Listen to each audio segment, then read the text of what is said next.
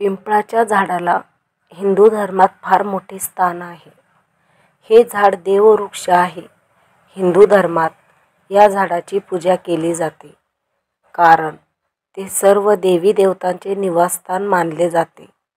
या झाडात ब्रह्मा, विष्णू, महेश या तिन्ही देवतांचा वास असतो.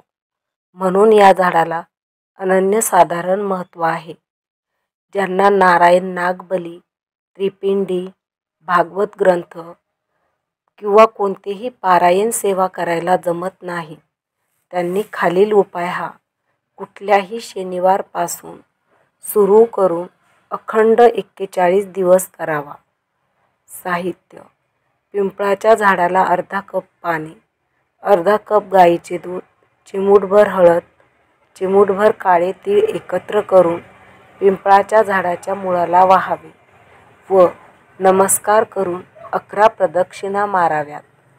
11 प्रदक्षिणा पिंपळाच्या झाडाला माराव्यात व खालीलपैकी कुठल्याही एका मंत्राचा जप करावा.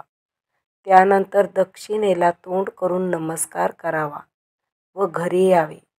मंत्र म्हणजे ओम विष्णवे नमः, ओम नमो भगवते वासुदेवाय नमः.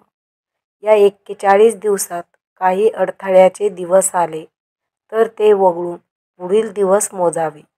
हा उपाय घरातील कुठल्याही एका सदस्याने करावा.